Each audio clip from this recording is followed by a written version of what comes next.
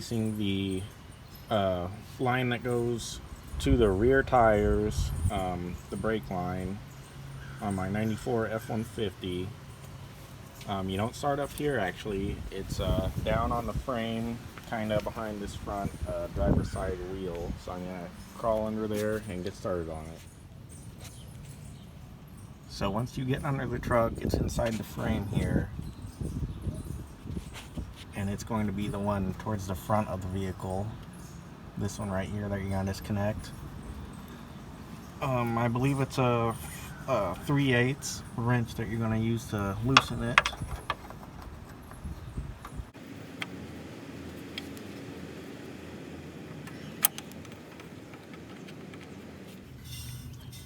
Okay, so I've got this line disconnected. I actually had to use a vice grip to break it loose because it was stuck on there pretty good. So now I'm going to head to the rear axle and disconnect it down there. So right there is where it comes in to this rubber hose and then goes into a block and splits off to both wheels in the back.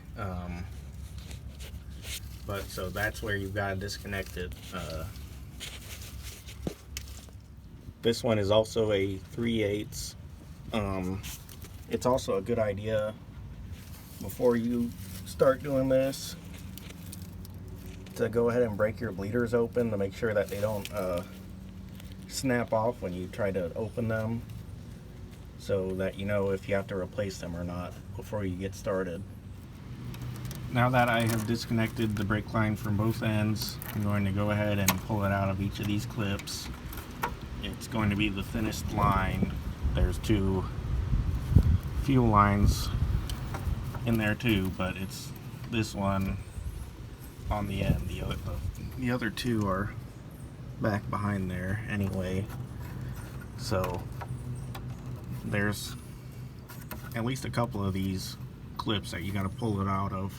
Now that I have my line disconnected and out of all the clips, I'm going to attempt to pull it through, and feel free to bend it any way you need to try to get it out, but just try not to force it out and break a electrical line or something else. So just gently try to pull it through.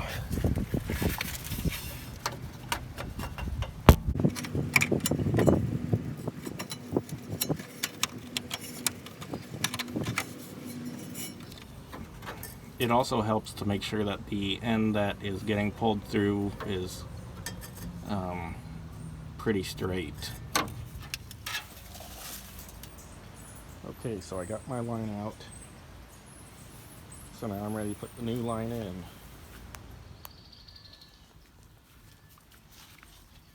So I've got my old and new line set out here.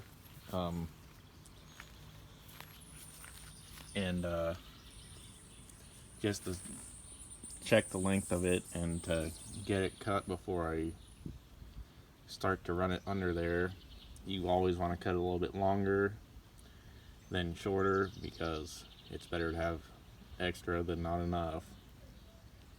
And I've got copper nickel line. It's easier to bend and work with, and you can get it for about $1 a foot.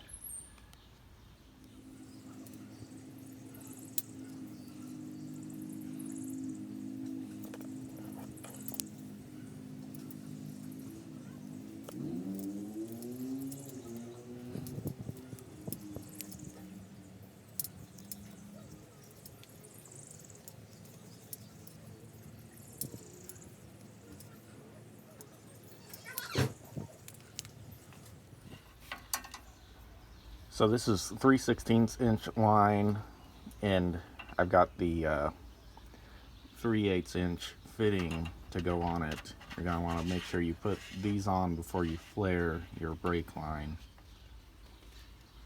So here's the kit that I got off of Amazon, I think. I would not recommend this kit. The little things here are kind of weird. They don't have the lip on them that I'm used to, and in the instructions it shows that there's supposed to be a lip. So when I'm using it, I'm just kind of going halfway between the top and bottom of each of these bases, because that's how most of them usually are. But so I would definitely not get this kit if you're looking to buy one.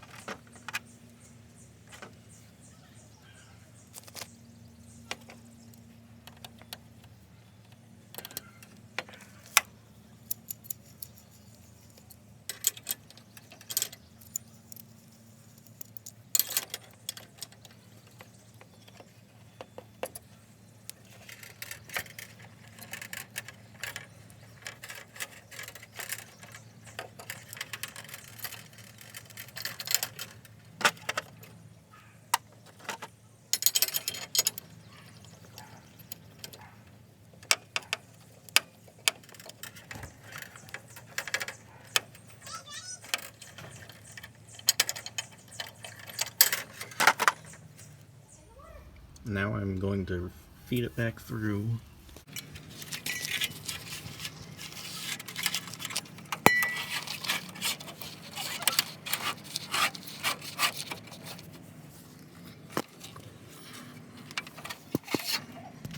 Now that I have the line ran through, I'm going to go ahead and get it hooked up to the front here.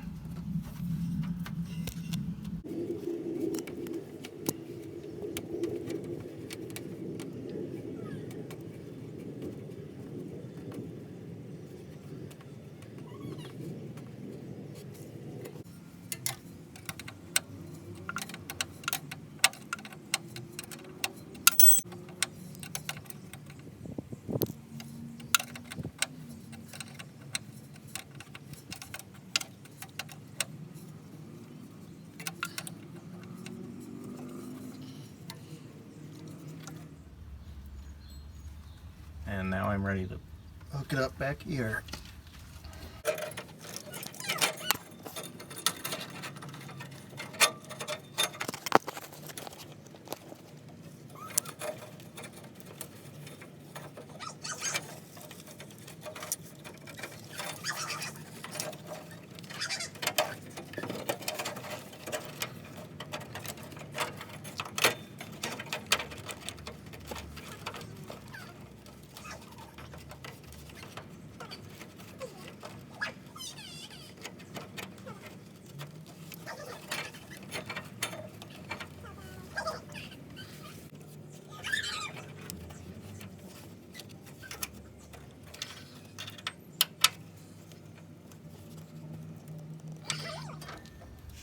So now I'm going to push the brake line into all the clips and make sure it's not rubbing against anything down the line.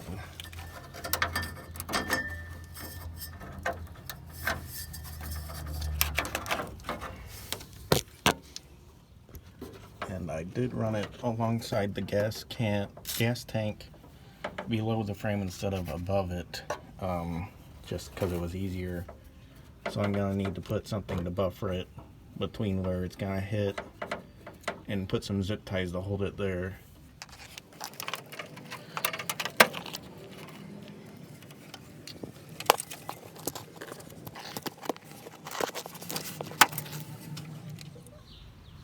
Next I'm going to add some brake fluid to the reservoir and open both the bleeders in the back.